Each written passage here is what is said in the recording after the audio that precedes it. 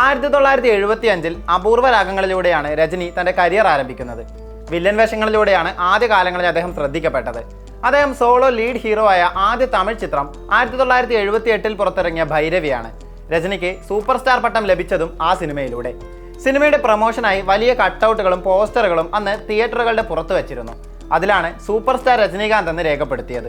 എന്നാൽ അദ്ദേഹത്തിന് അതിൽ താല്പര്യമുണ്ടായിരുന്നില്ലെന്ന് പിന്നീട് വെളിപ്പെടുത്തുന്നുണ്ട്.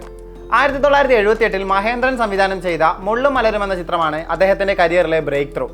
ചിത്രത്തിലെ പ്രകടനത്തിന് തമിഴ്നാട് സർക്കാരിന്റെ പ്രത്യേക പുരസ്കാരം അദ്ദേഹത്തിന് ലഭിച്ചിരുന്നു.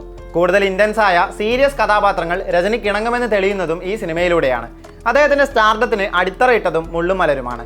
ആ സ്റ്റാർഡത്തിന് വൻ വരവേൽപ്പ് ലഭിക്കുന്നത് 1980 പുറത്തിറങ്ങിയ ബില്ലയിലൂടെയാണ്. 1978 പുറത്തിറങ്ങിയ അമിതാഭ് ബച്ചന്റെ എക്കാലത്തെയും സൂപ്പർ ഹിറ്റ് ഡോണിന്റെ റീമേക്കാണ് ബില്ല. തമിഴിലടക്കം വീണ്ടും വീണ്ടും റീമേക്കുകൾ എത്തിയ ഡോണിന്റെ ആദ്യ തമിഴ് റീമേക്ക് അതാണ് രജനിയുടെ വില്ല. ചിത്രം ബ്ലോക്ക് ബസ്റ്ററായി. 25 ആഴ്ചയ്ക്ക് മുകളിൽ ചിത്രം തിയേറ്ററുകളിലോടി. ഒരു ഹീറോ ആയി സിനിമയെ മൊത്തത്തിൽ ഷോൾഡർ ചെയ്യാൻ രജനിക്ക് ആകുമോ എന്ന ചോദ്യങ്ങൾക്കുള്ള ഉത്തരമായിരുന്നു ബില്ല. പിന്നീട് രജനി ഒരു മാസ് ആക്ഷൻ ഹീറോ ആയി ഉയർത്തപ്പെട്ടു.